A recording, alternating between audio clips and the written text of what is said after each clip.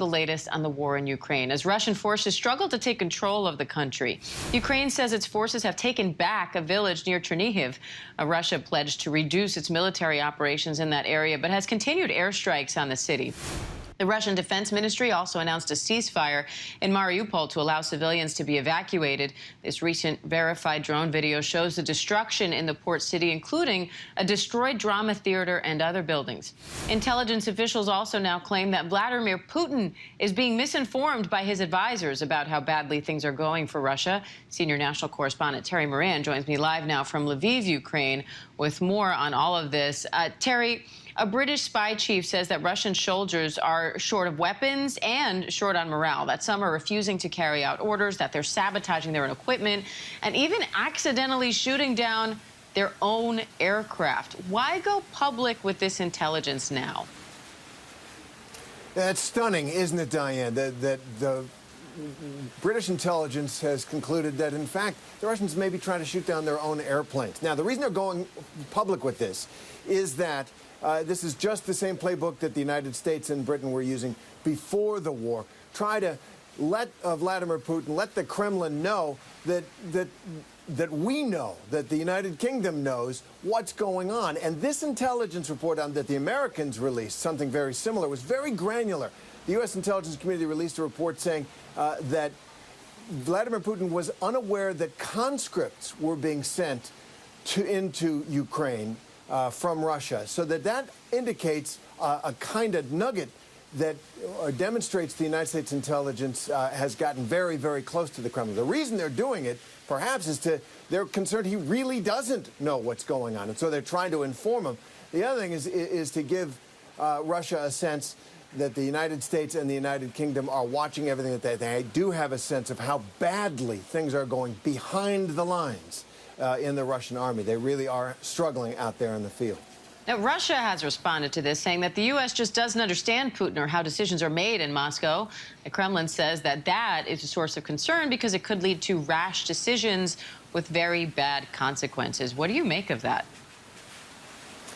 It's hard to make anything of what Russia says. You know, Vladimir Putin and his gang were saying, we're going to invade Ukraine. It just shows how hysterical the West is that they think we're going to invade Ukraine. They said that up into the day they invaded Ukraine. And so really absolutely everything must be taken, not with a grain of salt, but with a very, like a salt filter or something, because it's very difficult to determine what is happening, what is true from what is false when the Kremlin speaks. But also, they're playing the same game.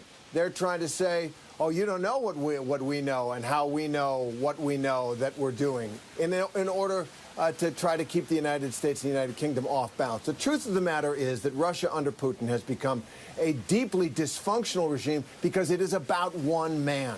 Even under the Soviets, it was not about one man. There was a presidium and a Politburo that these groups of high-ranking Communist Party officials that could check and occasionally even throw out of power a leader. Nikita Khrushchev was thrown out of power. In Putin's Russia, it's just him. And so that makes it a more dangerous and more difficult to understand regime. And Terry, Russia said after peace talks a couple of days ago that it would reduce military operations in certain areas, like around the capital, and that they were focused. But U.S. officials, kind of from the beginning, really said that they weren't going to take Russia at its word here and that they would focus instead on Russia's actions. So what do these new strikes tell you about this supposed progress in these peace talks? Russia was lying. At the peace talks, they came out and they said they would drastically reduce military action around Kyiv and Chernihiv, north of Kyiv, those two cities, one the capital, one a large and strategically critical city north of Kyiv. And it's clear that they didn't. And at the peace talks, the Russian negotiator said, we will do this as a gesture of goodwill and a sign of our intentions to sign a peace deal, to reach and to sign a peace deal with Ukraine. That's what they said in Turkey. What they're doing is still shelling, still bombing. They have, the Pentagon says, pulled back from some towns that they were having great difficulty holding in the teeth of a Ukrainian counterattack. But the Pentagon assesses that that is a tactical withdrawal. They're merely repositioning their forces and resupplying them in order to attack even more aggressively. Terry Moran in Lviv, Ukraine for us. Terry, thank you. Stay safe.